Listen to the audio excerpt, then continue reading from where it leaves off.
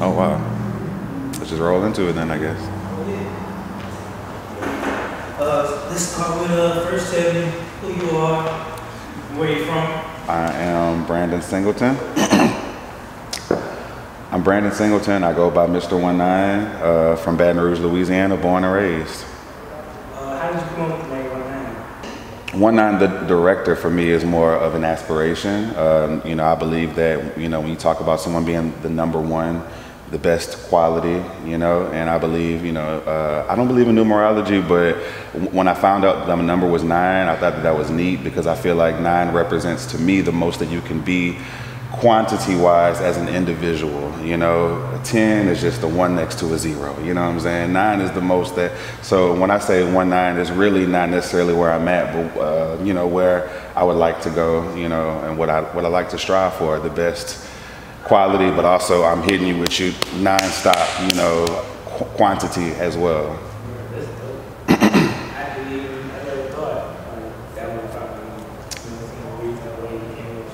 You're the first and only person I've ever told that particular part of the explanation. I've given the high school explanation before because, like I said, that's the origin. But yes, that you were the first. Bubba, have I ever told you that? Never told anybody. Absolutely. How did you start shooting or directing? I started shooting videos in general when I was 16. I worked at Sears. I got my first credit card. I went to Office Depot, and they had little point and shoot cameras, and that was my first time ever experimenting with the camera. I got an internship with Str8Up Entertainment after doing some interviews with KD and their general manager, Courtney Scott, and that landed me an interview position. But like I said, that was when I was 16, 17, 18. It wasn't until I was 20, 21 when I got a phone call from my friend Ray, say, hey, my little brother needs a video shot. Can you just come hold the camera? You know, that was Lil Mook and Young Josh. And we shot the video at Howell Park. And that was the first time that I was introduced to music video directing. So that was back in 2011 when I started the Str8Up Entertainment YouTube channel. I believe it was June 11, 2011. So, you know, I've been messing with the camera since way before then, music video directing since 2011. Yeah, I remember the first time I heard about you, I was watching Fox's documentary. Don't work, don't eat. Yeah. Don't work, don't that's eat. That's still one of my favorites. Like how you did it, put that together. Like, I didn't see it like those videos. And around the time, it was like, okay, you seen like this and that. Like his was like behind the scenes, seeing in the studio, work ethic, everything he puts into his personal life, stress. Like everything, I thought it was just super good. Especially this, like, when I heard it. Oh yeah, well, yeah. It was perfect. Mm-hmm. I like that documentary. Yeah, It was my first. Very first, yep. And I like how, I feel like a lot of people I felt like at that time in my career, that was whenever people, I'm not saying, I do believe people have faith in me now, but at that time, I felt like it wasn't warranted. I feel like people were trying to get me to do stuff and I didn't know what the hell to do, you know, but they just really had faith that I could, you know what I'm saying, pull this off. Fox was one of them. He didn't see any documentaries that I shot before, but he saw, hey, I was a young guy with the camera, with the passion, that's been working in entertainment for a while. Let me give him a shot, and I really appreciate him for that. But I really didn't. That was my very first one, and in some ways, you know, I think it kind of got me a little mini fan base started from that project. You know, Fox pulled me in at the time. He had a much bigger fan base than I did. I was, you know, still a little behind the scenes nigga, you know. Yeah. So, it all started real small. Yeah.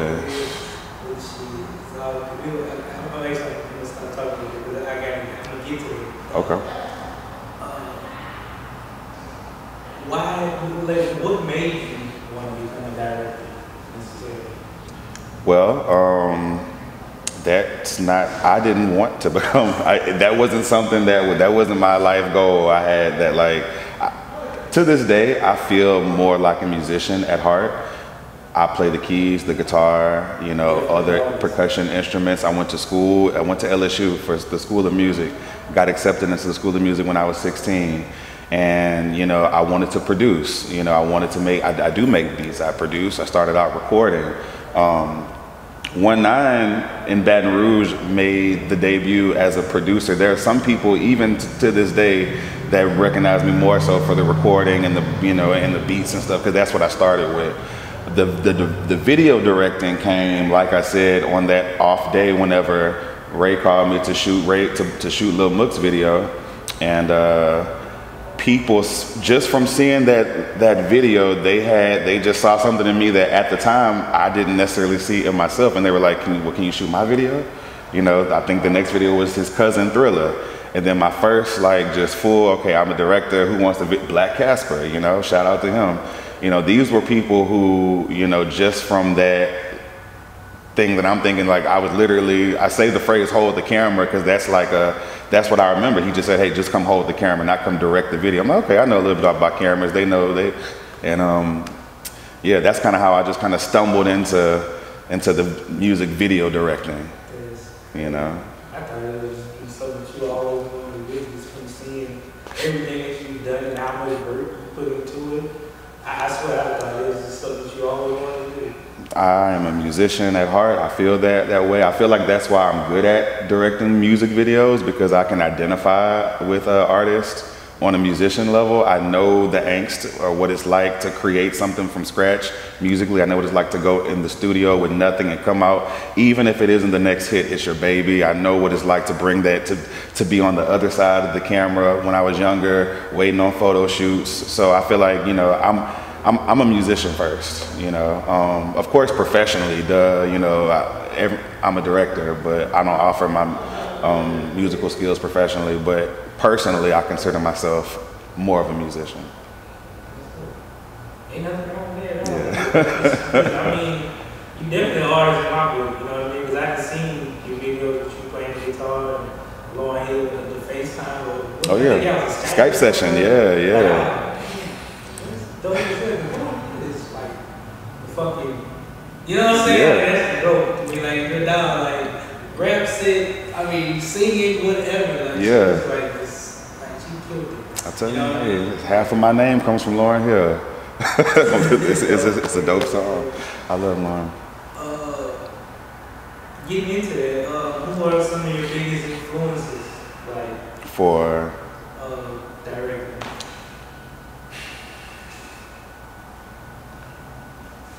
It's okay to say yourself. I hate that. I hate that. It's me, nigga. I'm the mastermind, you know. I don't need to look at nobody else, because honestly, I have operated that way where I don't really look too much, because what happens is it's easy to get discouraged that way. So I just straight up unfollow certain people, not necessarily because I don't rock with them, but it's like, it's not productive. But whenever I do, there are a lot of key people that throughout the industry that I look at. One of my favorite directors that I'm currently on right now is a guy named Alpha Male Visuals of Alpha Male Productions, AM Productions. And, you know, I don't know him at all. I never even messaged him, but I follow him and I love, you know, the type of videos that he does. Of course, you have people like, growing up, you hear about your Hype Williams, and even as a kid, I remember, while his videos kind of have just an impact, whenever I know it's a Hype Williams video, I'm like, oh, I love every single one of those. I think he did this is a random video and it's gonna date me because I'm old. I love the music video for Missy Elliott, She's a Bitch. I don't know if anyone remembers that video, but something about that video when I was a kid, it was just really neat. Also, he directed Jay-Z Big Pimpin' with the white, you know, letterbox, and you know, it was very just, so seeing him and being able to go from that really artsy creative to a more, you know, traditional outside, you know, hood, whatever, that was really inspiring. When I think about inspiration, I think about, see, a lot of the biggest struggles for me, like I never had an issue with technology or computers or just anything like that. But it's the practical stuff, the motivational type stuff. And I feel like that's where the whole Lauryn Hill for me comes in, not necessarily as a direct inspiration for how I get my shots, but how I think about issues and, you know, setting up expectations, You know, one of my favorite quotes is, expectation is the mother of all letdown, you know? So whenever somebody angers you, whenever you get angry for whatever reason, it's because you had an expectation that didn't get met. How do I apply that to being a director? I find that whenever I can set aside all the emotional bullshit, you know, that you get saddled with life, that's what allows me to kind of go full forward at length, you know, because I don't, whenever, you know, aside from Str8Up Entertainment, I don't have like a lot of bullshit type stuff in my life, you know, and I would say largely that comes from the philosophical type stuff from my girl Lauren, you know, a little bit of sprinkle of Jay-Z, used to be Yeezy, but that's another, yeah. I wasn't that fond of that answer either, so if you, as in the editing process, if you need to cut something, I don't mind. Just let me stop being controlling. Sure. So pretty much, we definitely, like my next question is self-taught or went to school, but oh yeah, definitely self-taught. Yeah. Do you feel that there's anything that you missed out on by being self-taught? Oh, absolutely. I was just about to say self-taught, but with the caveat, like that sounds nice. Ooh, I taught myself, you know, but at the same time, whenever I look at the people who, there's a reason why certain techniques and things like have been passed on over the years, and you know, there's no reason why it should have taken me 3 or 4 years to learn what the fuck aperture or shutter speed is, but it did because of that self-taught. You know, and so now, you know, it wasn't until maybe a couple of years ago that I really started diving into the, you know, more formal, like online training academies, reaching out to other directors, attending camps. And that's whenever I got the biggest boost of quality in my work. Like, I feel like the first several years of Str8Up Entertainment, you know, I mean, there was light progression, but there was a point in time where there was a flip, like, oh shit, like this, you know, I started to get, you know, how to work my camera, how to, you know, get the best out of it. And it was, I think it was from the more formal forms of, you know, education, as opposed to just relying on your natural talent.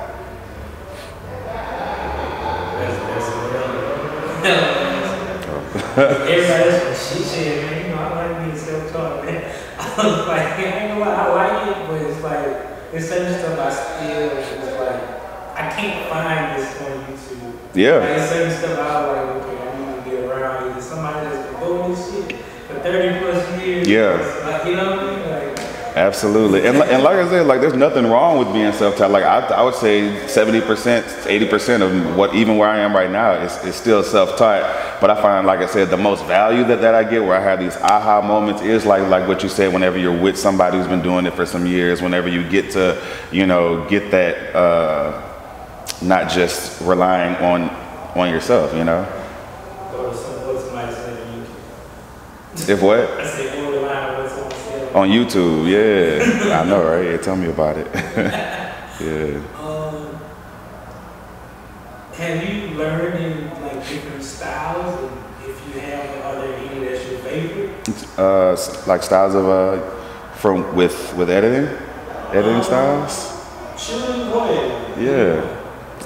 I like the type of video that is visually stunning, and the type of video shoot that focuses more on how it looks. I don't like necessarily, let me start this over. I like the kind of videos that put more emphasis on the visual and not necessarily as much emphasis on the literal narrative.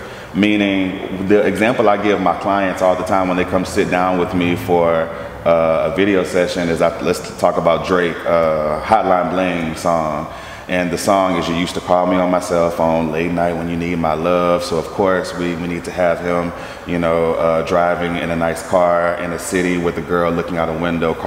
Like, that's what I mean by like the literal narrative. Like, I don't like that. I like the, no, let's get this nigga dancing with some blue boxes and some colored lights, and, you know, and kind of go with the vibe of the song, as opposed to just the literal, like, you know. I find that a lot of times whenever I work with artists, sometimes it's like, I don't like hearing it, but I have to stop myself from just being like, no, no, no. But when an artist comes to me and they're like, I got this one part in the song where I say, green Camaro, and I gotta show the green Camaro. Can you please? And then this other part of the song, you know, my boy Tuki, he just got out of jail. So I say, yeah, shout out to my nigga Tuki, just got out of jail. I want you to show my nigga Tuki. And then they got the, I'm like, we can get the vibe of, and the gist, and, you know, shout your boy out in other ways besides just flashing, you know, a shot. I'm not sure if that counts as a style per se, but more of a, you know. I would say it is. Gotcha. There's not a lot of that being done at all. Like, you know, yeah. It's like only certain people are doing it, and Drake is one of the few that are. That's true. You know what I'm saying? So, yeah, I would say it's definitely style. Yeah. Now, I will say too, it takes, the reason why is because I recognize that it takes a lot to build a sequence out. So if I want to do a shooting scene, it isn't enough to just shoot the action that's happening in front of me. You have to build out the sequence with the different shots, and that's not, I mean, I'm real with myself, that's not my strongest point, you know? And so when I look at other directors, I've seen work from you, Koo, where you really, you know, this shot, this shot, this shot in succession, and it makes that narrative come to life. When I'm on set, I'm not really trying to do that. Because it's not my, I believe in playing to my strengths, you know, and I even tell my clients, you know, I have nothing against any other videographer because we all have our different strengths and whatnot. And if you know such and such director can get you in, get you done, get the shots that you need, then I'm not mad at that, you know. I want you to come to me for the specific thing that I'm bringing to the table, you know, in that regard. I used to hate it, like, hey man, I want you to do one night, and I'm like, no, see, that's why you don't have to do it one night. Exactly. He does. That's not my strong suit. I'm not gonna lie. That's not my place. When you can go there, you go. Yeah, I'm that same way too. Yeah. Because this will be right like this. Now you have to go to cake for that. Yeah, absolutely. Absolutely. How do you, like, all right, when you're on set, I know you kind of spoke on it a little bit, but how do you come up with your ideas necessarily? Is it like collaborative with the artist, or is it solely you, or do you just think of it like right on set? I love this question so much. I love it. All right. I believe my motto for coming up with concepts for a video is I'm gonna go as far as the artist is willing to go with the preparation. So I've had videos where I'm like, I have this great idea, and you know, and I'm trying to convince the artist, oh, we have to, this is such, but if they're not convinced of it and they really want to just sit down at their whatever porch and just do it like that, then I'm going to do that, because ultimately that's what they're paying me for, and you know, not for my best idea, but they want an experience, so I'm going to cater to that.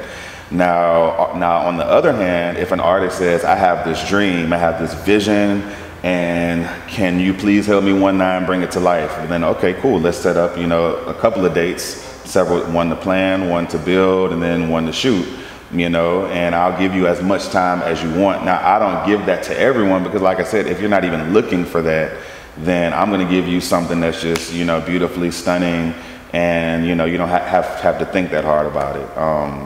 So going back to the original question, how do I come up with concepts? Well, I first try to see, what does the artist want from this video? What's the utility of the video? Is this something that is in a series of stuff that he's trying to put out, and the timing is more important than the actual concept?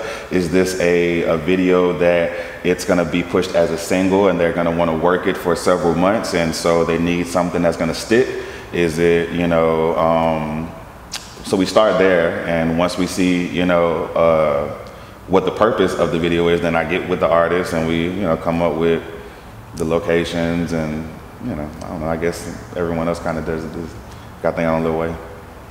So it's really based on how into it they are. Absolutely. You know what I'm saying? It really just be what they want. Absolutely. Then, because everybody, I just want you to do what you know what I'm saying, just do your thing, but I can do that, but are you gonna like what I do? You know what I'm saying? Because I try to do exactly what you said. I don't want to literally show what you're saying. You know what I'm saying? Yeah, like, absolutely.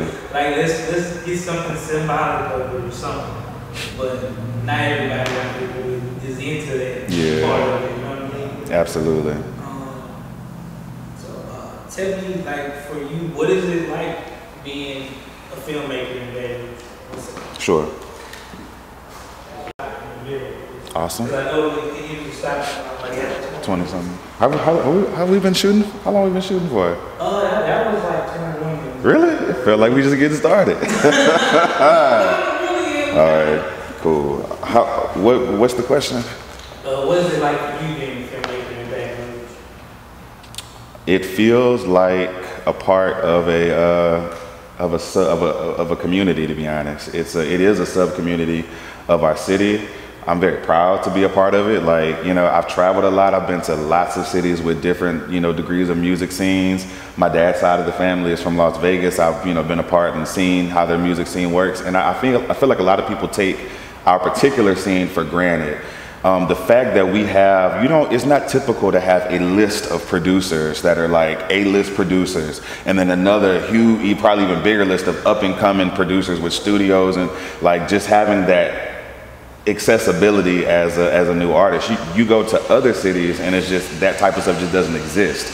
Having, you know, multiple video directors that bring multiple things to an artist's, you know, career, you know, from shooting techniques to different platforms to different connections. Like Baton Rouge has it, and I feel like, you know, I've never felt like Straight Up Entertainment or myself is the end all be all. I feel like it's an honor to be a part of that ecosystem, you know, of directors, producers, artists, photographers that, you know, make up an entertainment scene. Like, you know, you can no longer say just New York, LA, Atlanta. Baton Rouge is on the map, you know. Growing up in the 90s, early 2000s, you know, we were up and coming. I feel like in 2019, it's pretty undeniable that, you know, we've proven ourselves. And I'd say even now we're more relevant than New Orleans, you know. So it feels great. It feels great that I can even say, yeah, I'm part of that Baton Rouge music scene, y'all. Yeah, I know what you being a director, what do you feel you contribute? Well, go more into what you contribute to the community that you talk about. Like, just, okay. This is more of a, like, this is what I need, you know what I mean? Sure. Like in terms of within the context of directing or outside of that, or I don't know. You know, like pretty much the entertainment industry within Baton Rouge. Like, what do you feel you contribute? Okay. I can go with that, and tell me if I'm going in the right direction.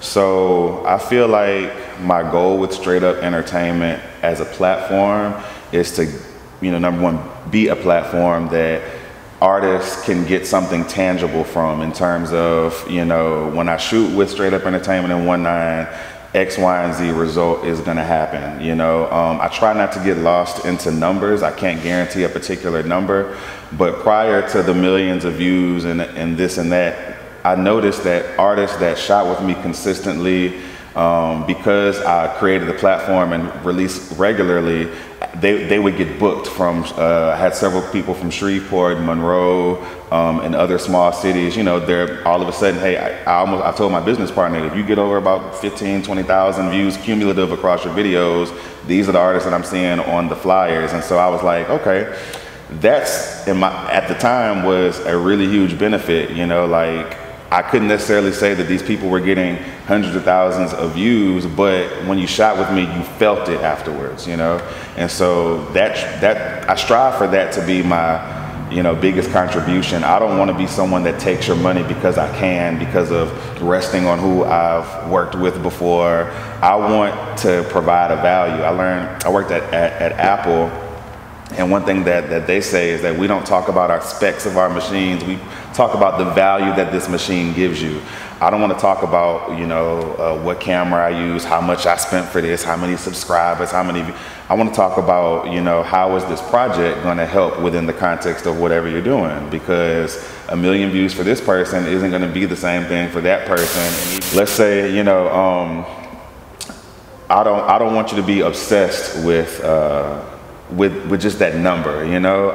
I tell people there are only hundreds of promoters out there that you need to be worried about. The rest of those millions of views are coming from little 13 and 14-year-old kids who are just, I mean, not in all cases, but you know, but you know what I'm saying? Like that person who has all these millions of views, don't get jealous of that, you know, or feel like if I don't have 12 million views, then I can't get that, because you can have that many views, but if you don't build your audience properly, then it's not going to have the, you know, the value that you're looking for. And I feel like all of that is a tangent to the original question, and that's why I don't like that answer.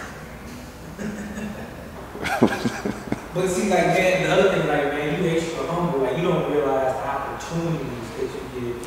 And I know you're like, man, I don't want to speak on it, but I actually want you to, because, like, man, I need you to just say, like, how many subscribers you have, all the views that your channel actually gets.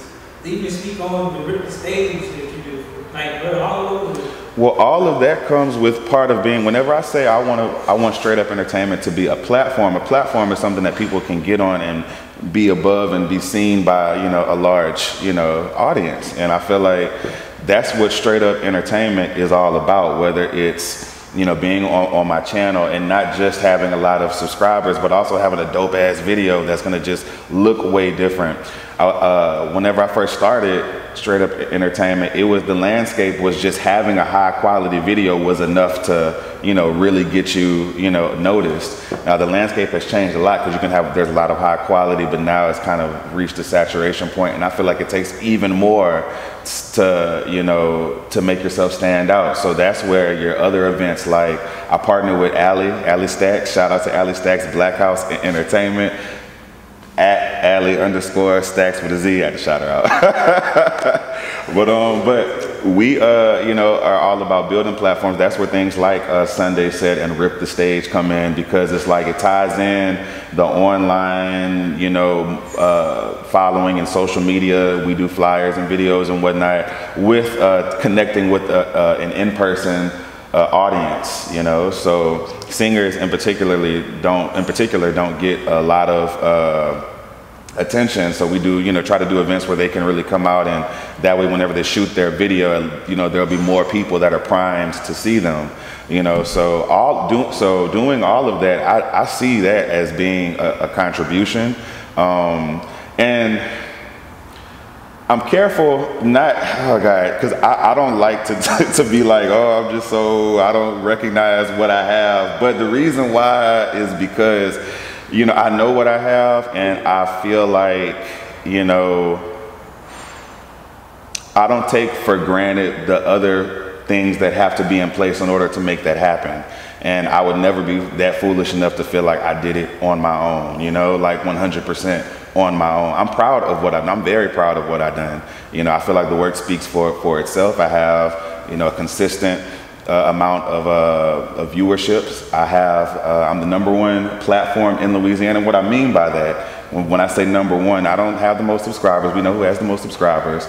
But I've worked with the most unrelated artists in a given time period. I have over 1,000 uploads on my channel, and I tell people, what's more impressive, that, you know, that such and such guy had so many million views on my page, or that this director, you know, hundreds and hundreds of artists are enjoying the projects and seeing something with these projects to return to you know, to this platform. It's a sought after platform. And so that's why, you know, I try not to put an emphasis on viewership, because, you know, honestly, viewership isn't solely based on Str8Up Entertainment. It has a lot to do, you know, with the hard work of the artist, and I would never want to take that away. So, you know, answering questions about that, that's why I really try to make sure that I'm not sitting here like, oh yeah, you know, I get these niggas views, you know, because that's not reality. No, you know, it's a collective. I need you to go to such and such a channel because if more people are watching that channel, then it's more people in general that are being reached. You know, when you come back to me, you'll appreciate me for, you know, I don't have this mentality of it has to be all me, and if you fuck with anybody else, then you don't fuck with me. Like that isn't even helpful to me. Like that's counterproductive on all ends of so even if I was to be as selfish as possible, the most selfish thing that I can do is to give you something that's useful and to, you know, be a team player and not fight against it and try to be this, you know, something that's not even reality, you know? If you weren't director necessarily, what would you be doing? If I weren't a video director, I would be probably doing what I'm doing right now on the side, which is teaching. I went to school, like I said, to be a music teacher. And I knew as a teenager that music teachers don't make money. And going back to the whole thing about, you know, my idol Lauryn Hill, like I asked myself, would I want a life where I make a lot of money, or would I want a life where every day I wake up and I'm excited about what I'm doing? And, you know, working at Capitol High School, shout out to Capitol, I feel like that's one of the things that confirms that if I weren't directing, that's probably where I would be, because it's a source of fulfillment that I can't just get anywhere else. You know, sharing experiences with young people, passing it on. Like, I didn't even expect to love teaching that much until, you know, they offered me the job. So if I weren't directing, I probably would be doing that. Another answer, if I weren't directing, I'd have my band. You know, I was part of a band when I was a year or two before Str8Up Entertainment. I played keys with them. It was the other members. Do you ever heard of the Thomas Brothers, the twins? I don't blame you if you don't. They're nobody. But you know, you can keep that interview. I don't care. They kicked me out of the group, and if I have any little bit of pettiness in me, it is 100% at the Thomas Brothers, because they were fake as hell and they put me out of the group. Anyway, I'm not going to elaborate on that, but that situation did show me that, you know, I was getting this, you know, booked. I got us booked at the House of Blues, Jazz Fest, connected with artists. I got us weekly paid gigs. And so I have a lot of experience in that, and it was very, very enjoyable. Like, for me, even today, the most enjoyable thing that I do, that I get an opportunity to do very rarely, is playing music with other people. For me, that is like heaven. Like, there is no concert, there's no show, there's no, you know, there's nothing else that I would rather do. If you know, said, hey, do you want to jam with some musicians who are all, you know, like, I just love that. So yeah, if I weren't shooting music videos full time, I would try to be putting together some type of band. I probably will still do that, but just, you know, obviously right now shooting the videos, that's, you know, the work, and I've kind of accepted that as my work, and it's, you know, not necessarily my number one passion. I love it, don't get me wrong, but the music, the artistry, all that stuff is that's what excites me. You know, you'd say, hey, I got some singers that want to come do some harmonies. You got a bass player, a couple of drummers, some percussionists, some guitarists, and you need me to play keys? Fucking right, I'll do it for free. You know, like that, because there's nothing like that. Like, man, for me at least, like when you're locked in with somebody and you're playing music, like I play music with my students, you know, and I get on the piano and somebody might, you know, be beating or something, and next thing you know, we're all singing old songs, and it just, you know, it's a form of unity that can't really be faked. No one's gonna be singing if they don't really feel it, but you know what I'm saying? Like, as though those moments are really what I live for, you know, those musical moments. It's just not cheesy as hell. That's but yeah. Like, who are like some of your favorite artists that work with? Oh, that's so political. Yeah, I know. Okay. You can, but when you say who they are, say why too. Okay. Some of the favorite artists that first I want to say that I love working with most of the people that I have worked with. I've worked with hundreds of artists, and I feel like out of those hundreds, there probably have only been less than 10 projects where I was like, I don't want to work with this. And I feel like it would be easier for me to describe that first. Like, I don't like the type of artist that, you know what, let me answer the question directly. Some artists that I love working with,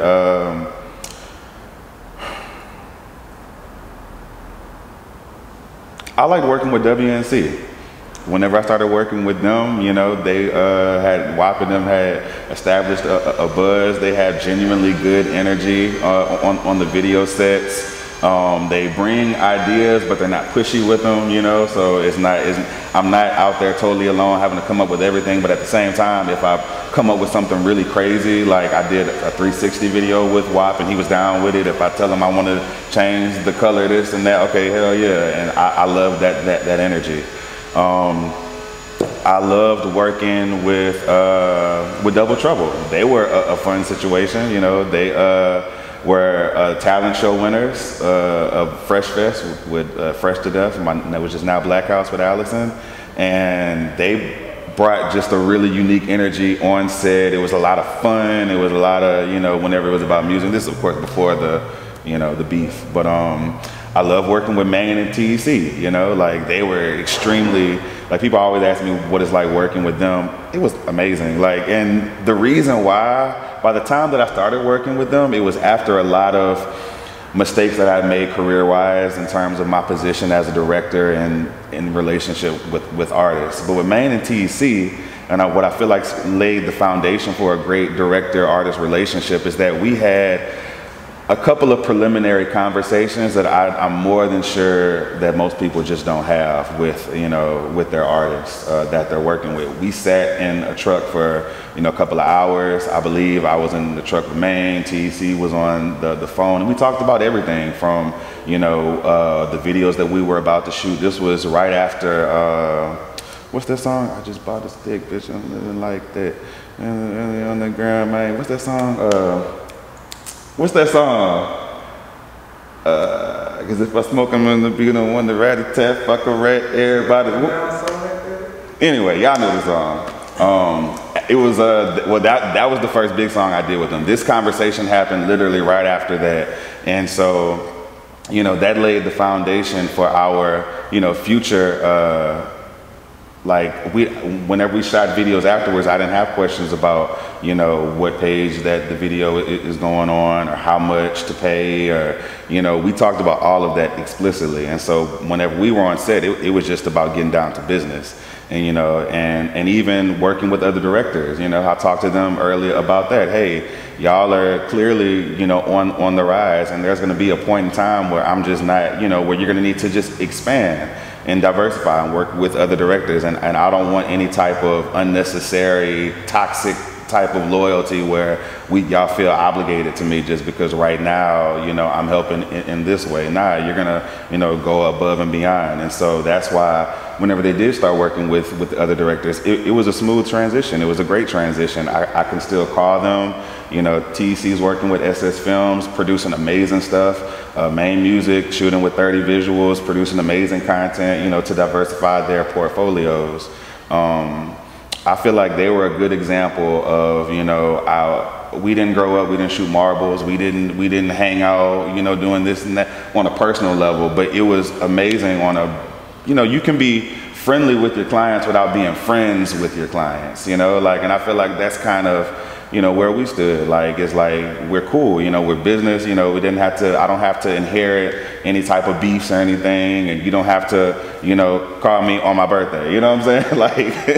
like, but whenever we work together, it's, you know, it's really cool. Another artist I love working with, AR, every video that I've shot with AR has been just a really, you know, you have those certain videos where it's like you really remember like just the experience, and not only is he a great artist, but like the Lit Wavy video, that was well put together. We did another video, a 360 video, Ain't My Business, I think that's what it was, where I shot a regular music video, and then I did another one where you could look around in real time. That was really interesting.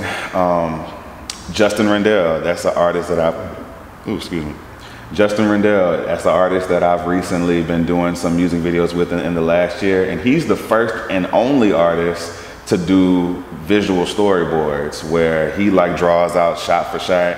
And so the videos that we do is like have a special place in my heart because they're so beautiful. I just couldn't have done it without that degree of organization. So that project stands out to me. Let's see. I like working with you know what it's hitting for. Let me can I get this yeah, cause I really care about this. I care about, you know. Yeah. We all need this, man. Yeah, absolutely. This is really great what you're doing, you know. We don't get an opportunity. I personally haven't had this opportunity ever, you know, to sit and talk with anybody about Str8Up Entertainment. So I really appreciate you. Nah, man, I just appreciate you doing it. 'Cause, like, I really, my overall goal for this is for this to take us all to that next level. You know what I'm telling you, yeah. Because stuff like this, like, there's nobody that's coming here that's like, okay, who shot this video? Like, anytime we see our content, it's like, it's the artist. Like, you know what I mean? It's like, okay, like, that's great. But, like, let us get at least like a tag in it or shot by or something, you know what I'm saying? For real. Like, it's like a mention, something, anything. I know. Just to help us. Because we need that. Even though it's not something that we are like always like, okay, we don't want to create this. No. This not even what give it to us anyway because it's what we deserve. I know. You know what I'm saying? Real spill. Real spill. Can I add to that artist I like to work with question?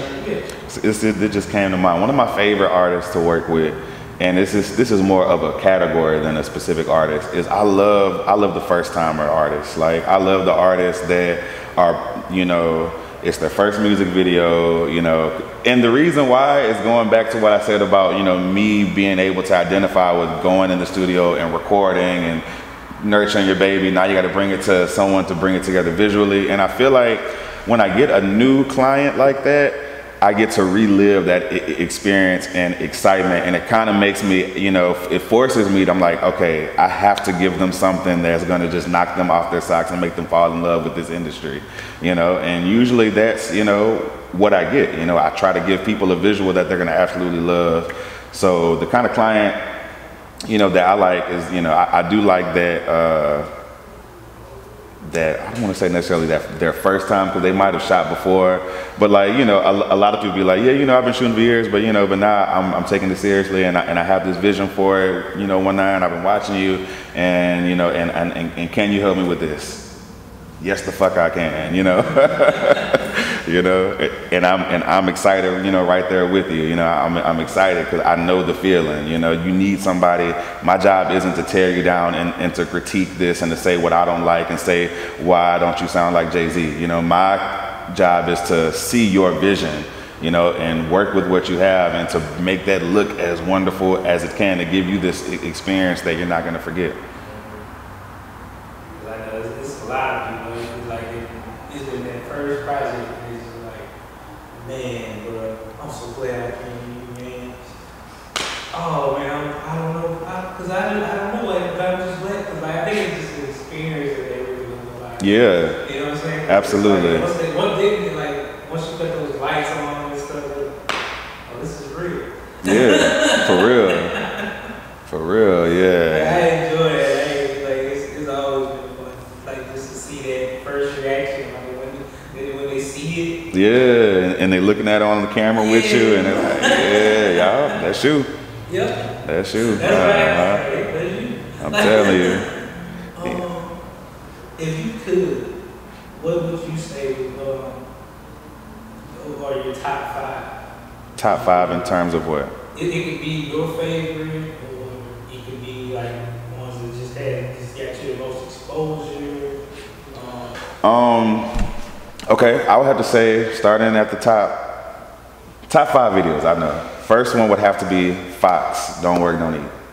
Because, like I said, at the time, that was the first video that had like a lightning rod effect, where it was successful for me, not in the number of views that it got, but the number of people that reached out to me based on, you know, how I put that together.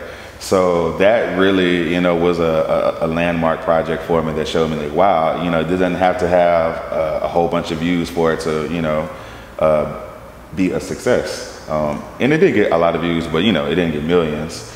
But let me see, number 4, and this is in no particular order. I would say there's a video by Joe effing Cool, called I Want to Sell Drugs. And to this date, it's my favorite video that I've ever shot. It was back when, I think it was only like my 10th or 11th music video ever, but it was the very first video to go viral on my page, meaning I think it got like 30 or 40,000 views overnight. And even for 2012, that was a lot, like a lot. And so I really liked the project. And then it showed me that with certain artists that really can tell that narrative, it's a really symbolic video. It's about him, you know, rolling up his rhymes and wishing that he could sell his rhymes like you would sell drugs. And so I had I showed all of that. It had a gun next to his head for the majority of the video for a dramatic effect. And I just really like the vibe of that video. I actually have been recently thinking about bringing that exact concept back to, you know, another artist, but with like a new flavor, because I just love that. Number three video. Oh, how could I forget about this video? Cut Up. I love that video.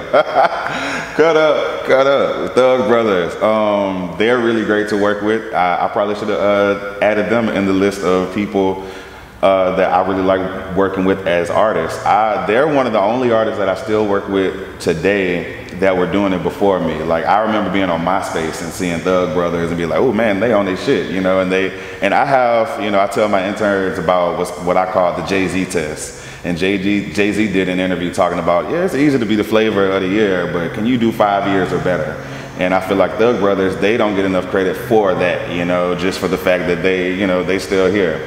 But Cut Up was a video that for the time, it was just the pinnacle of all of my videographer abilities, from special effects to, you know, not necessarily telling a narrative, but like lining up certain stuff with the lyrics. And, you know, I think that it took me a total of like a month and a half to shoot, if you include all the rehearsals and the casting and the scouting and, you know, just the actual shooting. That was definitely a landmark project, and it did well. And not only did it do well numerically, but it also, you know, that was one of the first projects that just got a lot of views and got me the kind of clients that I wanted, like the ones who wanted that creative, fun type video. That was number three. Number two, I would have to say, to this day, and this is one of my favorite videos ever, was G Money, The Recipe. That was the very first time. Who that is?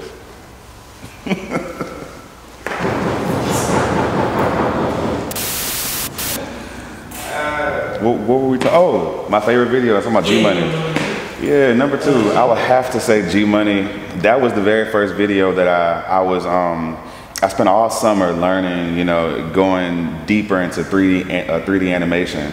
My first 3D animated video was Young Niggas with Money, I'm Finna Flash, and I had them on these platforms and 3D objects. And then I did other stuff later in the year. But then when I was talking with G Money, he was shooting with David G for a while, and then we were like, you know, we haven't shot together in a minute. Let's put together something special, you know. And so I remember I met with him. And I was like, hey, you know, I have this thing called the G Money effect. You know, I knew how to make like little light orbs fly around, but I was like, well, I can make, you know, actual dollar bills fly around you.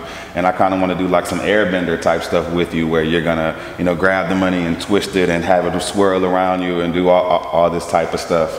And it's kind of, I have the actual messages where, you know, it was going to be a part of a series, you know, like this G Money effect. The next video, you know, I was going to have the money following him, and I was going to have, you know, him just being able to manipulate it. And that was going to be like a theme over our videos. We were planning on doing several videos after that one. And unfortunately, you know, whenever G Money died, I really was slow to even attempt to do that effect at all, you know, because I was like, man, like that was really, I came up with that for your project, you know. That was but like I said, still to this day on a creative tip, I get a lot of calls, you know, like, hey, I really love how you know, it was very simple. He was sitting on a countertop, but that animated money kind of just brought it out and it made it fun and it made it unique, you know. So I like that one a lot. Number one, like I said, this isn't necessarily the best, but it just happens to be the last one that I'm thinking about. And there might be others. Number one would have to be,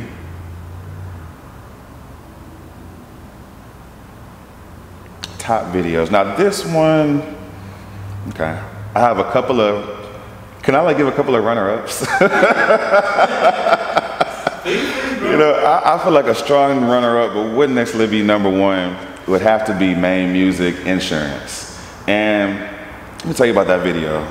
Number one, I didn't realize that it was a diss song until I got home, until after it was out. Because we shot it so quickly. Like, I hadn't been with him, you know, we hadn't shot anything in 3 months. And so I remember school had just started. It was right after school. He hit me up, hey, I got this song. I need you to shoot it and drop it. And so we shot it and I dropped it. And, you know, when I'm shooting, I'm listening to the song, but I'm not really, you know, diving deep into the lyrics until after the fact. But I shot it, you know, chop, put it out like almost like the next day. And then when I'm going through my comments and I'm saying that it's getting like, okay, this video's doing good. Sure, what, S-O-G, oh shit, you know, it was like, you know, but I want to clarify, the reason why I like that video has nothing to do with the diss. I was just explaining, you know, I didn't even know that it was a diss. I rock with, you know, Sure with Marty, you know, all that good stuff. But I like that video because if you watch it, it set a visual tone for how I was going to start shooting videos after then. And what I mean by that is the way that I exposed my camera and the way that I did my lighting is very similar to even like how I do like right now. I don't know if I'm explaining that right, but there are some videos where you like learn so much from that setup that you can replicate it and it just works. So like one thing I tell my students to do, or I've told my students to do before, is to look at the insurance video and then turn around and look at TC Deadly Combination, and you'll see that that was almost like a clone of the video. But I mean, in a good, not necessarily like a clone, but that particular formula of backlighting and, you know, perspective and all that. Another runner-up I would have to say would be the Smoking Loud video. I love that song, and I remember that was just a really, let me tell you something, that was the only video I'll say it, the girl jacked me on set. Like, he had two ratchet chicks in the video in the hotel scene. Not the light-skinned chick that was in the warehouse part. We shot 3 different areas. One was in my apartment. All that weed, that was my weed. The only weed in the video was my weed, and I shot that in my apartment at the very beginning. Then we had a hotel scene, and one of the little girls stole my phone in the very middle of the video shoot, I guess not realizing that I was using my phone to play the music. And so where I'm looking for my phone, like, we can't start, and then here she come out the bathroom. Oh, it was in the bathroom. I found, like, I didn't even go to the bathroom. But that was just a funny story. But I like that song, I like that video, and Fox was really cool about it, you know. What are the, I love Red, the Takeover music video. I don't know why. I just like that song. It's a really, I feel like that song and the timing and it just embodies a certain aspect of Baton Rouge culture. You know, even to this day, if you go to anybody under a certain age limit and you say drag that whole stump out the club, I'm with that. Like, they go, you know what I'm saying? Like, that's like I don't know, like the fact that Red did that at that young age and got that, you know, that hype, that was just a really exciting time. So that would definitely be a runner-up. Lil Juice, Try Me, and You Don't Want My Problems remix. That was the very first time that I used, where I started editing-wise, I started adding effects on top of my cuts as opposed to on top of the clip. I don't want to get into the specifics, but the way that I edited that video, even to this day, like right now, like that's how I get my effects to be crispy. And that was the first video that I really, you know, flexed with the effects in that particular way. So let me see. Now, if I had to say number one, I know I'm probably spending a lot of time on this question, but I've shot a lot of videos. Number one, oh, another runner-up. Sorry, another runner-up. This guy named Antoine. White guy named Antoine, really talented, worked with DJ Chili Chill. We shot a video called I Wanna Love You, and I have to say, to this day, that's probably my most beautiful video ever. Like, it was beautiful women on these poles doing, they weren't stripping, they were doing pole dancing. Like it was a majestic video. It was my first time using haze in that way. It was my first time using a 1K light. It was my first time doing a lot of different stuff, and it came together beautifully. And I feel like even, that's a great example of a video that doesn't necessarily have to get millions of views. I don't even think it got past 10 or 20,000 views, but it, you know, brought a lot of people who saw that were like, oh wow, like I can, you know, like 1-9 can really bring a song like that out, you know, to life. And then yeah, number 1, favorite, most whatever video, the top video.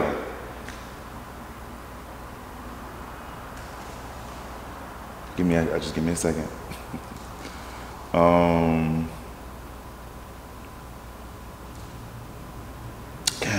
Okay, I gotta throw in another runner-up. Whop, Don't Start Me. I love that. I love that song.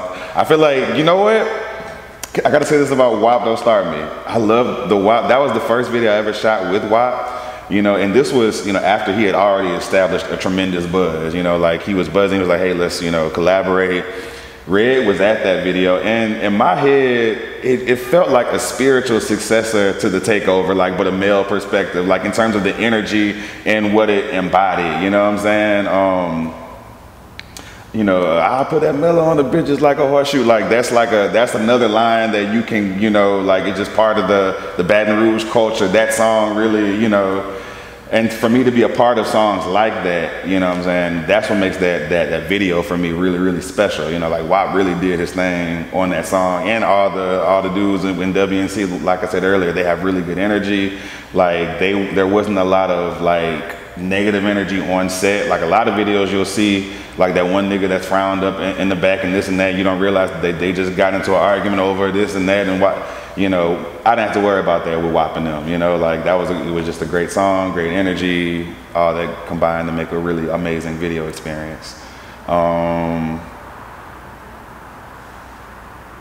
It's like I have my number 1, but I don't want to say it. But I'm trying to see if there's another number 1. 2 hours later. Okay, I know what my number 1 is. I love the music video that I did with TC and Maine, Know It's Real.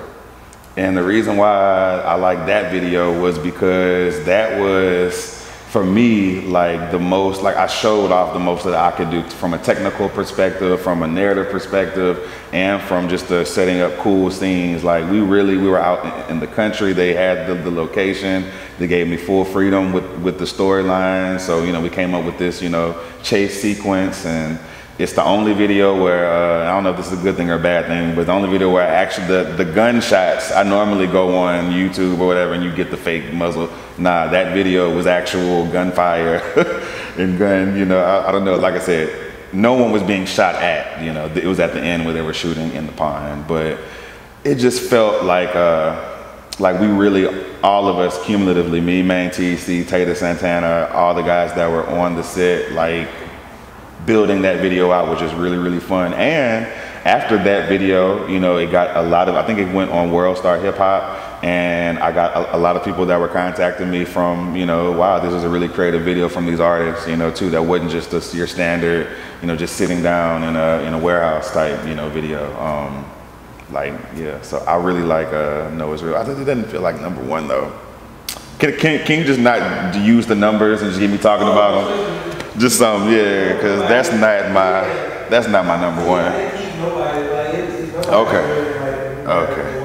All right, thank you. Yeah, so now that I know you're not gonna do that, we can move on, because I feel like, yeah. Talked about that a lot. Give me some people who you like wish to work with in the near future.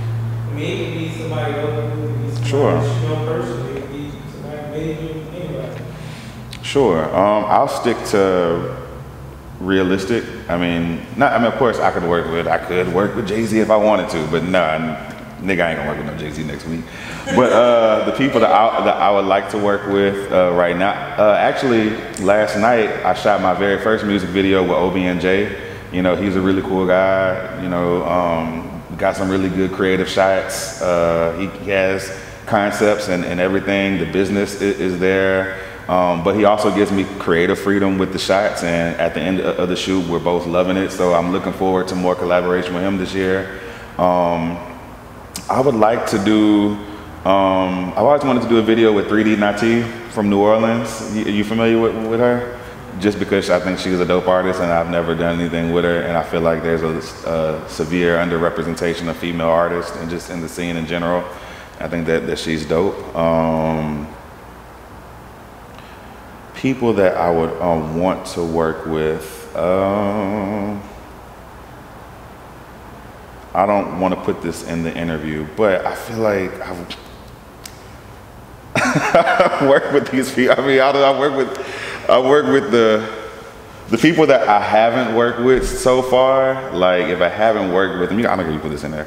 The people that I haven't worked with so far, if I haven't worked with them, is usually because for one reason or another, we just don't vibe right, you know, like, and not necessarily in a negative way, like going back to what we were talking about earlier, like different directors kind of satisfy different needs from an artist. And I find that particular artists, you know, would fit better with directors who line up, who want to operate in this particular way.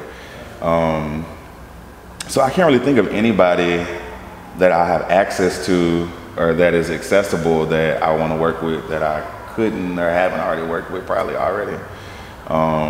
If anything, I'm looking forward to doing more projects with some of the artists that I am working with, like I said, with OB&J, Chris James, Beezy KKK. I think he's an amazing talent. Who else? Fredo Bang. I'm looking forward to doing. I got off the phone with him. We actually recorded 2 songs in the studio. Did I mention Fredo earlier in terms of my top artists that I like working with? Because I can't do this without talking about Fredo. I got to talk about Fredo. Fredo Bang, and I know this isn't a question. I'm gonna ask Mom, how do I feel about Fredo Bang? Fredo Bang,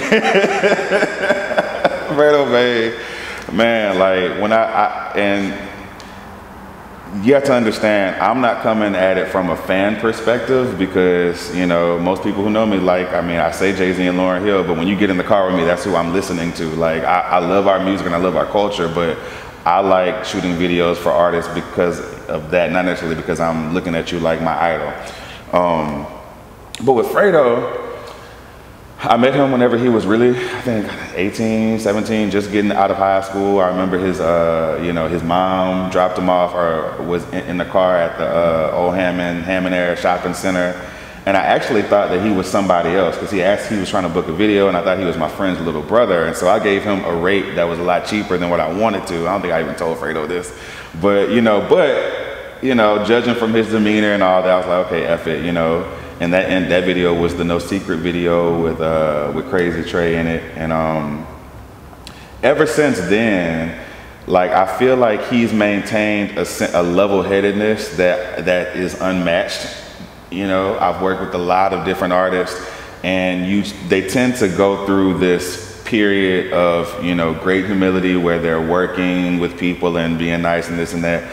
But there's a threshold that I feel like, you know, people behind the scenes probably can attest to, that once an artist reaches a certain threshold of popularity, then that's whenever they feel like they can start shitting on people or not being as respectful or not being, you know, just, they feel like they have to put on a certain facade.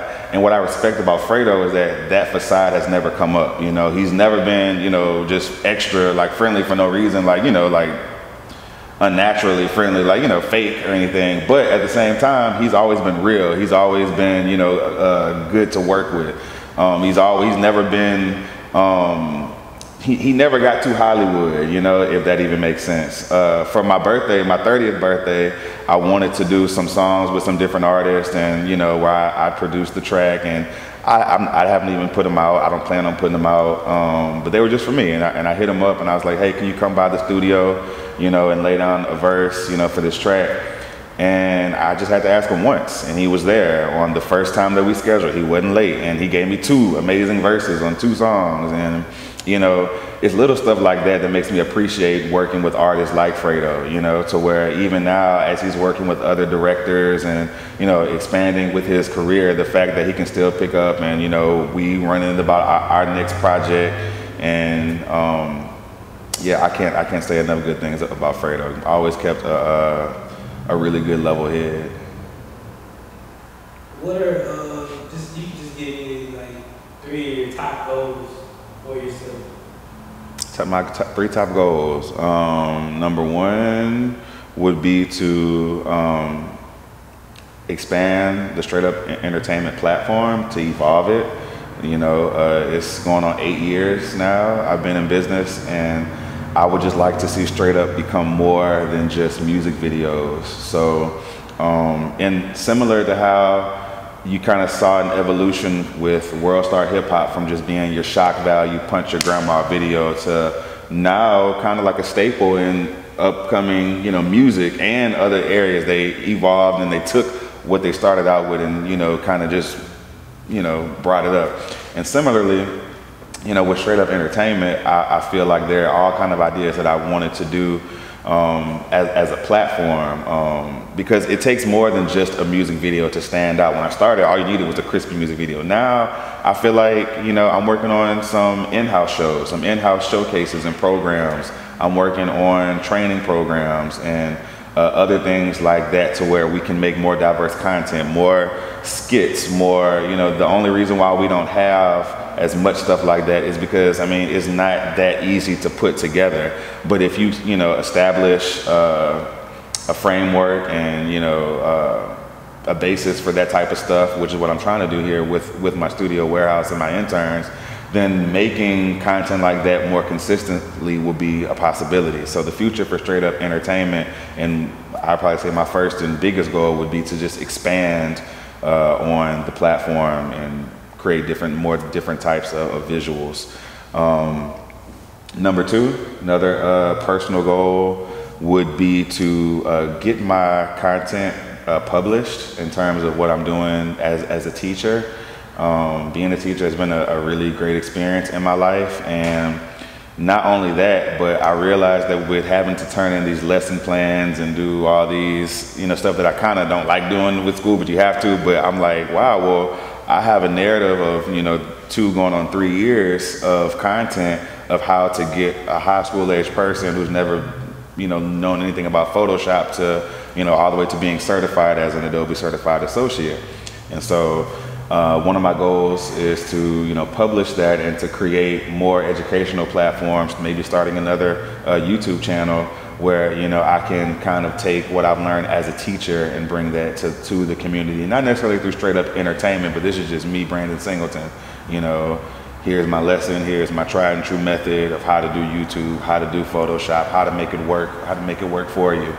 And then another goal would be to produce and release more music projects. I feel like the goal for me doing media and why I stopped doing music and producing was because I loved it too much, and I feel like I needed something to make money. I wasn't making money selling beats, I wasn't making money recording, and I knew I needed something to do that. And I feel like now with music videos, that has the right balance to where, you know, I can grow this business, but then now I can keep the music for myself and I can produce stuff that's meaningful. I can go to the studio, I can buy 10-hour blocks, 20-hour blocks and create.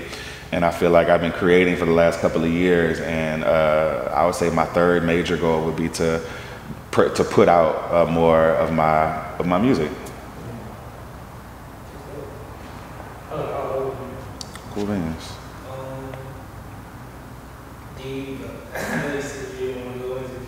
Sure. What gear are you actually using? What gear? Oh, sure. I don't mind going in. I use a Sony A7S II.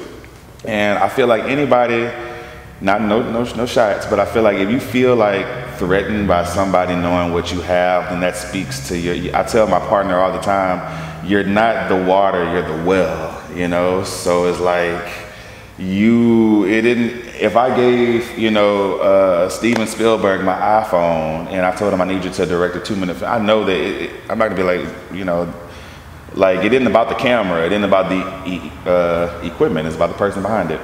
So yeah, I shoot with the Sony A7S. I use a Zeiss 16 and 35 millimeter lens. It was a 50 millimeter lens off Amazon, the cheap one, you know, but it looks good as hell. And I have a couple of other lenses, but you know. I haven't seen a bad 50 millimeter lens yet. 50 is a good, it's just a good perspective. Like anybody who makes 50 millimeter is good for some reason. And it's usually one of the less expensive ones. Yeah, I use a stabilizer, the Ronin stabilizer, you know. I use a variety of cheap to expensive lights, anything from $5 can lights to, you know, $1,400 1.5K lights, you know, $200-300 panel lights, you know. Yeah, absolutely. I try not to be too equipment focused. There was a point in time where I was like, I can get better if only I had this piece of equipment. But nah. Oh, can I do another shout out to another director? I don't know if you did this person. Shout out to Jade Del Valle. I got to give a shout out to Jade Del Valle because, you know, I noticed, I first started seeing her work when, you know, she was younger, and I was shooting with a Canon C100. She was shooting with the T3i, and her videos honestly were just looking a lot better. And I had to like kind of analyze, well, what's going on here? Well, she, you know, showed me that it isn't the equipment, and you have to learn this stuff. You know, you can't buy your way into a great looking video. I had this $2,000-3,000 camera, but you know, I didn't know anything at that time about what different lenses and different focal lengths do to perspective, what aperture, shutter speed, you know, all that type of stuff. And you know, from that point on, that's what inspired me when I got my Sony camera. So I'm gonna learn this to where I can get the best image from any camera, you know. Shout out to Jade. What made you go mirrorless anyway? Because I know that C100 was it just outdated before the look at it was the C100. It was too expensive for me at the time for the rig that I wanted. I got the Sony A7S because it was a smaller camera that could utilize small accessories like my small Ronin, and you know, at the time, I think it's still a pretty good low light camera, and it just offers a degree of versatility that I was looking for. Now I do plan on going back to the cinema line, the Canon cinema line. I love the Canon C200. I love the Canon C500. I love, the Canon cameras. I like how their color, I like how it makes people's skin look. That's one thing I miss the most, because even though my C100 was 1080p and my Sony A7S is 4K, I feel like people's skin just look better for some reason. I don't even know why, but like literally just the skin tones just look 1,000,000 times better on the Canon. So I'm giving you an editing treat. Ooh, you gonna be editing this shit. That's what I'm talking about. That's what I'm talking about. Come prepared. Yeah. But yeah, going back into the gear, a lot of people, most of the question I get the most is, man, what camera are you using? But like now that I've like done a lot, like I focus more on my lighting and the setup. Absolutely. Like what type of piece of equipment. You know what I mean? Because I've been shooting with this 70D for like almost 6 years now. But it's been my go-to camera for everything that I've done over the last year, from documentaries, weddings. Nobody can tell the difference when they look at it. Well, because if you know how to expose properly, you know, then yeah, you know, it's these people who are around here using automatic settings, thinking that they doing something. You got your shit on auto ISO, auto aperture, auto focus, auto. You just want the camera. You would set it on auto tripod if they had some auto tripod shit. You know, like I'm pretty sure that you know how to set your setting. I'm looking at your white balance. I'm looking at your, you know. I can see. It looks like you have you don't have that much motion blur. You probably have your what you at? Oh, 160. I do 160. I knew it. I do my shutter speed at 160. I was looking around. Because I'm like, I don't like a lot of motion blur, but I like to whenever, because it kind of gives it this. Yeah, I'm sitting here looking at that. Yeah, shout out to Cool. Absolutely.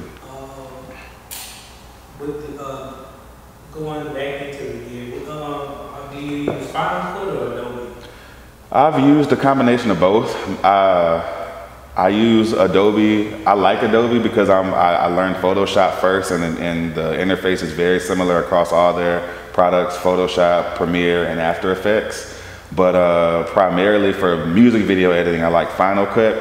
I always tell people when they ask me which one to choose, I feel like Premiere is more conducive to like a more traditional editing environment where you're bringing in multiple people, you're utilizing multiple computers, whereas Final Cut is really made for the one-man band. Like Final Cut's, it's kind of hard to share stuff with people on Final Cut because they have libraries and it's just one file, and it's they don't let you choose your folders and all of that. So being that I am the primary shooter and editor, I like Final Cut because it works with my workflow. Yeah, that's what I use too. It's not so detailed.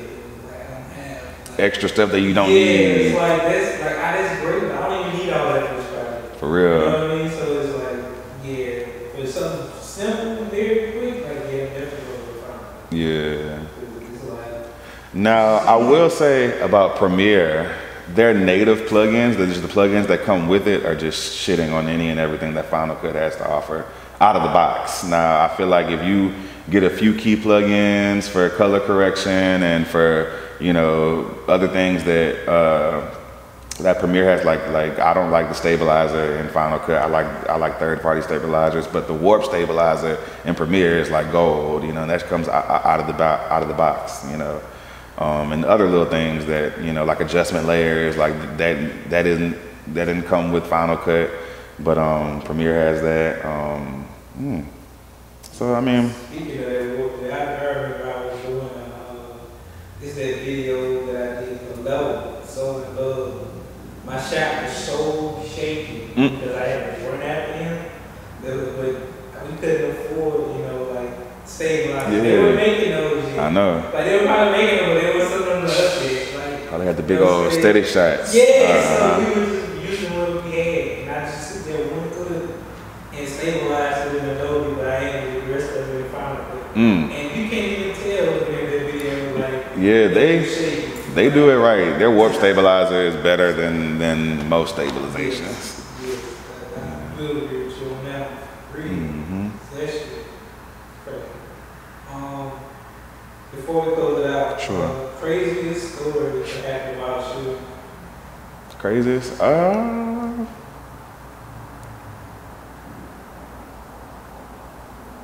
Can I do a top list like what we did last time? Because I have a couple actually. I have a couple to go to. We'll start light and funny. That video, My Dogs with Fox. I don't know if I can even talk about. I don't think he minds, but that video of My Dogs, that's my only uncensored video that I just snuck in some stuff that you look at the very end. Let's just say I pushed the limits of YouTube's content banning, whatever. And that video too, I don't know, I'm not like this, but they really, I'm not about to talk about this. Because the more I say this is highly inappropriate. All right, another video that was really crazy. Oh man. I'm about to say Shiz Dollar, and I really love working with Shiz Dollar from Don't Work, Don't Eat. His entire career, amazing person, amazing personality, rest in peace to him and his family.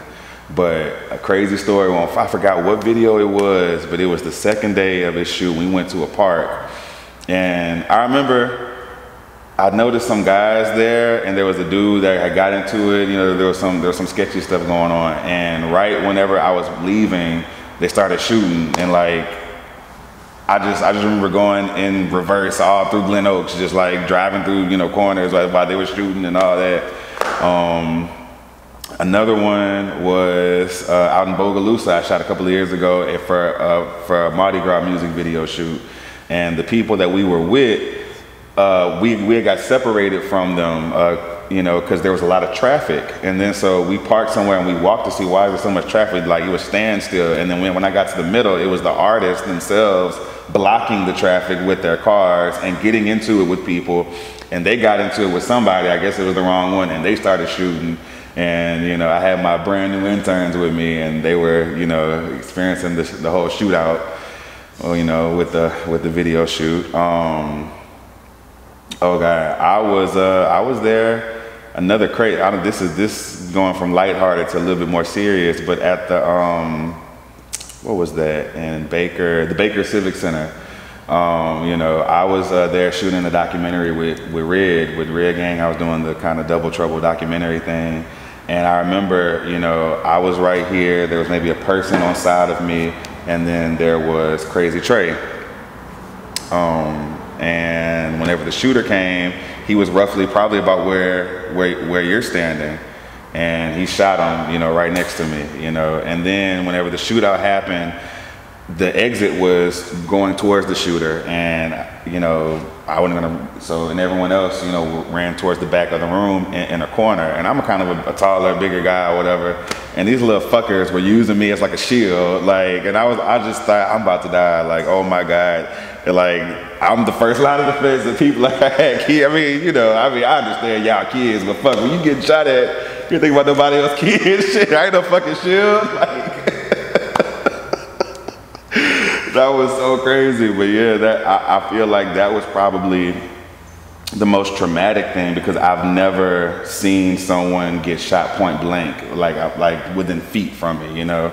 And then being in a situation where I was that close to gunfire, like all the other, like the one I just said, like the Glen Oak shootout, the Mardi Gras, it was in a big open space, but we were in a small civic center in like this room, like about the size of this room, you know, with just one exit, you know. And that was crazy.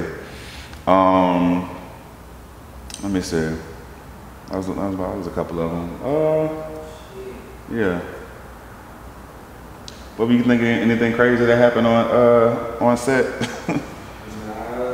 Getting put out of places. Been put out of some places. I didn't, you know. Absolutely. But to close it out, I want you to give like you close the remarks, but I want you to also give like some tips to up and coming directors. Yeah. Okay, sure. Let me give me a second to form my thoughts. No problem. 6 hours later. Eventually. All right, cool. Well, I guess first thing I want to say is I really appreciate, you know, you doing this interview. I really do, because, you know, we all can appreciate getting a chance to express our viewpoint that doesn't get a chance to get heard. I know oftentimes, you know, I'm just putting out other people's content, and I can't think of a time where I've spoken at length on behalf of Str8Up Entertainment. So I'm really honored to be able to do this, knowing that it's you that's putting it together, you know, so I really appreciate that. Being a director, you know, for 7-8 years is, you know, a privilege in my opinion. And I feel like if I were to tell, you know, I look at younger people who are trying to do it, if you don't see it as, you know, a privilege, something, you know, to be a part of, if you're trying to just make a lick and just shit on everybody, you're probably not gonna make it, you know? When I look at people in all aspects of entertainment, the ones who get older, who are, you know, who are wildly famous, and you meet them, you hear stories like, wow, they were so cool, and they're so, and I'm like, yeah, because that shows me that in order to make it long term, you really have to, you know, be doing it for the right reasons. And, you know, shitting on people, there's never a time or place for that, you know, no matter how many followers that you get, no matter how many views that you get, no matter how many whatever, how much money that you might happen to make in this particular month or you know, or year. The biggest struggles are internal. The biggest struggles are the ones that we have on the inside, because it's not, I mean, if you just simply get up and get on that camera every day, then you're gonna do well. But it's the side stuff, you know, what gets you down, what motivates, what moves you. I would focus a lot on that, you know, that internal, that spirit. If you're a spiritual person, focus on, you know, getting your mind right, you know, to prepare for the long haul, because that funness, that, you know, that, ooh man, I'm working with this cool fun rapper, that wears off. You know, the bulk of my clients, you know, are first timers, people that aren't necessarily, you know, already getting huge, you know, a lot of views, but that's my clientele. And, you know, and if you're starting out, you should kind of know who's going to be paying you, who needs your services and would appreciate your services the most. Yeah, I appreciate everybody in the music entertainment industry. I appreciate all the other directors. I want to shout out all the other directors. Shout out ShotYa, you know, shout out 2K Films. I feel like 2K Films, he has, you know, a caliber of work that it's on its own. Like if you want that, you know, high industry type quality look, you go to somebody like a 2K or Preston Dark Brothers. Shout out to them. Really, really great work. David G, somebody who has really embodied and taken the online platform strategy, you know, to the next level, you know, and I respect him for it. I feel like we have differences in how we approach things, but David G has called me or DM'd me whenever, you know, stuff is, you know, being said about us online and this and that. He's offered to help me with editing when I needed help. And so are we best friends? Do we call and wish each other a happy birthday? No. But is he somebody that I respect and I know that he has a level of respect and I have a level of respect for him? Absolutely. Shout out to David G. Twan shot that, you know, I reached out to him as well a few years ago when he was first starting, you know, to shoot a lot of videos, but I've seen, you know, his quality, you know, the growth and just the continuation of putting stuff out. I really like his work. 30 visuals, you know, he puts out a lot of different stuff, really ambitious, you know, with his approach as well. My directors, Malik TV, man, like shout out to him. Has an amazing work ethic. My editor Bubba, you know, even though he ain't really all the way in there, but he's getting started, you know, with these edits. DeMarcus TV, I worked with him for a couple of years, and now you know, the growth and the potential is just evident. You know, it's there. Am I forgetting any other directors? I don't know Cinema Donna, but Cinema Donna does good work, or I've seen good work. I used to love 2 Cent from New Orleans. I don't know what happened to 2 Cent. Shout out to them. But, you know, B. Odoms, you know, he does really, really amazing. He's a visionary. Of course, shout out to Jade. You know, I think she is an amazing director. Am I forgetting anybody? Well, shoot, wrong. Oh yeah, SS Films. Rich Porter. Shout out to you know, Rich Porter. I'm not as familiar with Rich as I am with other people, but the stuff that I do see when I see his name on it is usually a video like, oh man, who did Rich Porter, you know? And so, you know, I can appreciate that. Really, really great work. SS Films out there in Houston, like really, you know, with them effects and them like I love that type of stuff. And when as directors, when I know whenever you see one director doing one thing, it kind of gives you motivation to kind of just, you know, you got to step it up. I really like SS Films. I think he did the Fredo Bang Ooh video. He did TEC's recent videos. Really, really good stuff. The Farrakhan, the one he did on Halloween was really, really tight. One of my favorite videos with TEC was the Reaper Outside, and that was all TEC's idea. Shout out to TEC. He had the contacts, and yeah, shout out to all the artists, you know, who have ever booked me or booked, you know, a director in Baton Rouge, because that's how we live. And you know, whether it was one video or 12, like I really appreciate it. You know, you really could have booked anybody else, you know, but you decided to help, you know, the guys that are out here making it. So shout out to those artists. Random shout out to some producers I rock with. Shout out to Gus. Shout out to Q Red on the track. Shout out to Be Real. Shout out to E from Dead Gang. Why am I doing this list of shout outs? You know what? Scratch all this. Scratch all this. Because these are people that when I think about. Like, these are all people whenever I think, because I know that we didn't talk too much about other aspects of entertainment, but you can't forget about the producers, like Beezy. Shout out to Hardbody, you know, Beezy. Or is it Hardbody Beezy? What is it? Okay, yeah, shout out to Hardbody Beezy, you know. Man, like Ruffin, Lil Neil on the track, so many, you know. And if I didn't say any name, it's not because I don't recognize them, it's just because literally right now I can't think of everybody. But shout out to y'all, you know, for real.